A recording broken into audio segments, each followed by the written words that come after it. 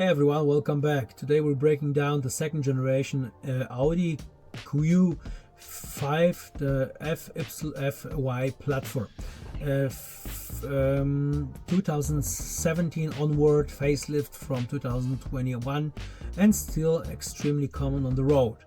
A lot of these were leased, fleet or company vehicles, which matters because many used examples today sit at 60, 90,000, 120,000 miles, and that's where patterns start to show.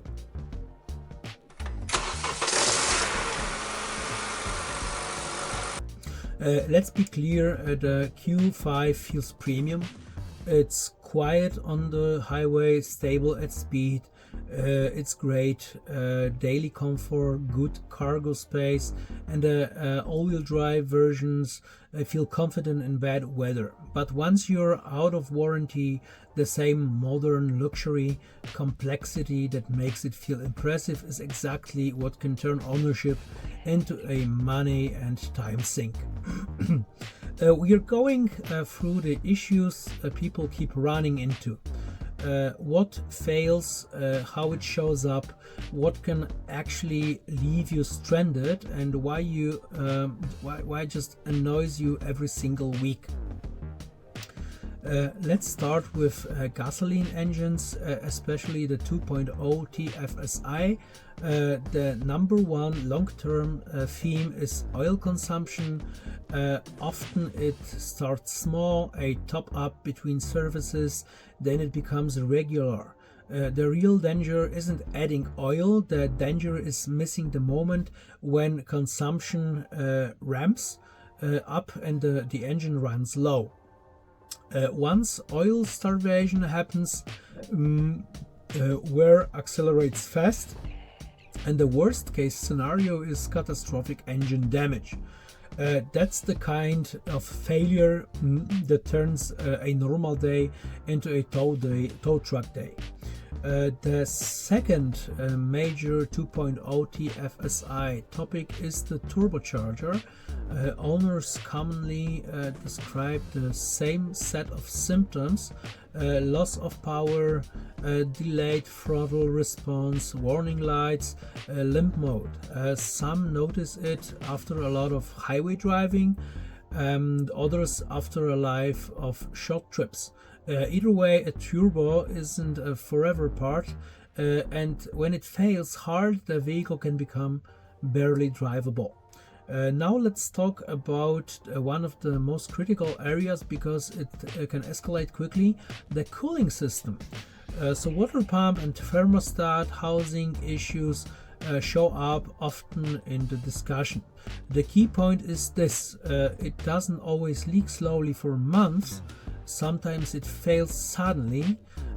You may see coolant residue, smell coolant, or get an immediate over temperature warning.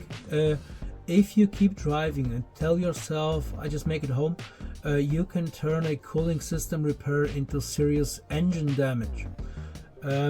Modern engines do not tolerate overheating. Next, the transmission. So most Q5 FY cars are automatics, and a common setup is S-tronic.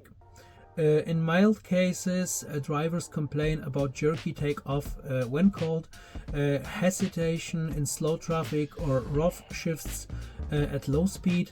That's the stage where some people shrug and call it normal, and others feel something is clearly off.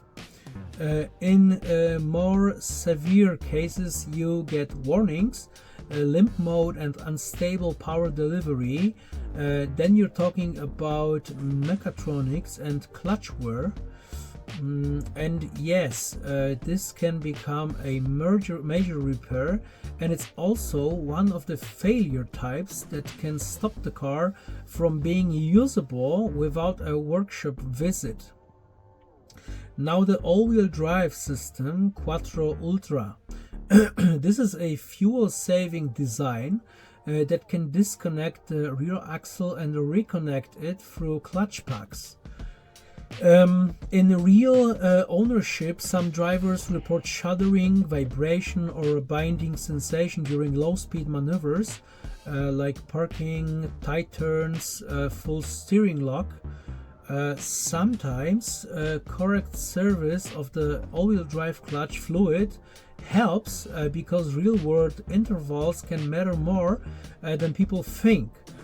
But if it's ignored and hardware wear progresses, it can become an expensive driveline issue. Let's move to diesels because they're popular in many markets. With the 2.0 TDI, the engine itself is often not the headline.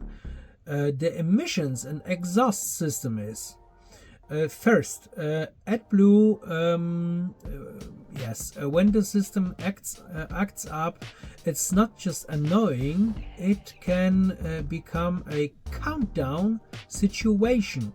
You get warnings, sensor faults, and in the worst case, the car can prevent restarting after a certain point. That's one of the most frustrating things in modern ownership, a system failure that turns into a "you're not driving anymore" rule. Second, the DPF. So short trips, city driving, and interrupted regenerations are a recipe for trouble.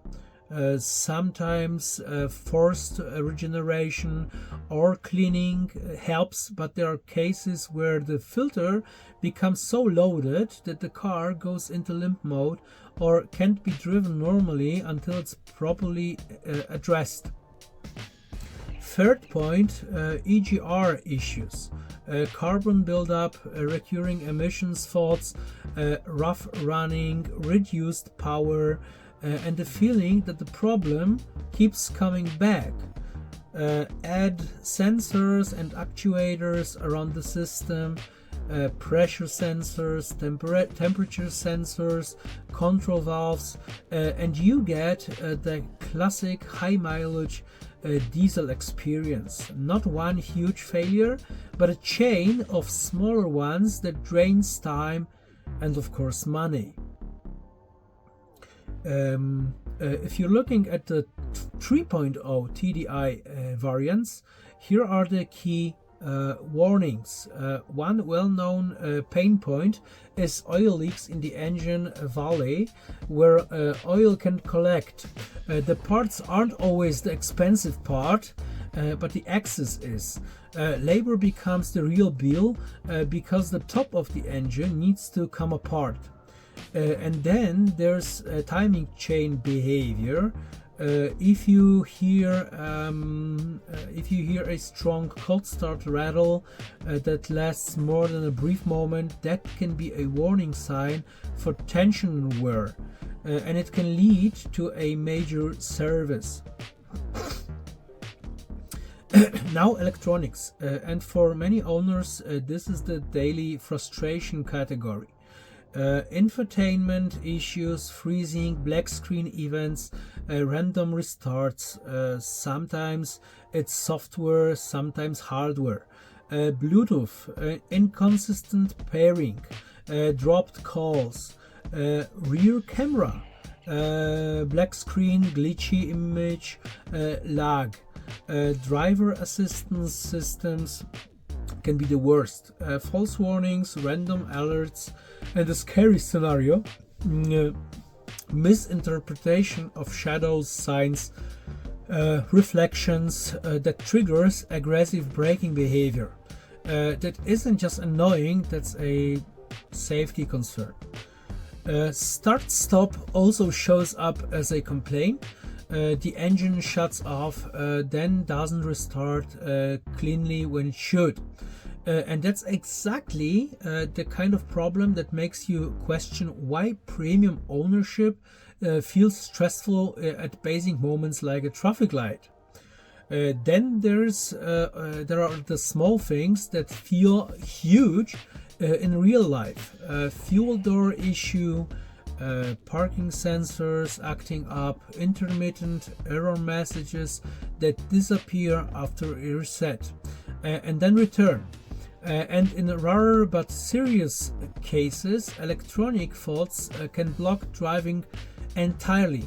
Module communication errors, immobilizer issues, key authorization problems, those can turn into long diagnostic sessions and expensive modules.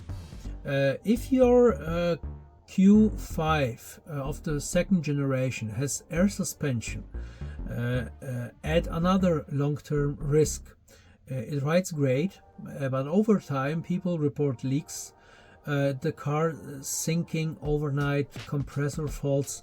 If the system fails badly, it can go from annoying to not drivable.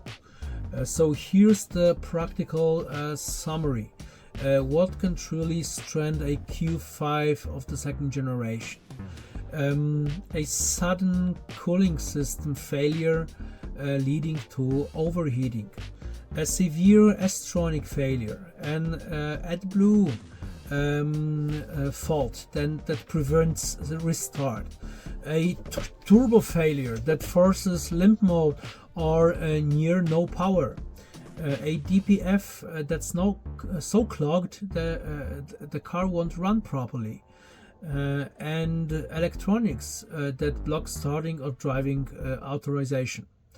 And one last important context, these patterns aren't always just Q5, because similar engines and design choices show up across other Audi models too. It's a modern luxury pattern, amazing comfort and performance, but more complexity, more sensors, more modules, and a higher long-term risk out of warranty. If you're shopping a used Q5 of the second generation, don't buy with your eyes, buy with a checklist.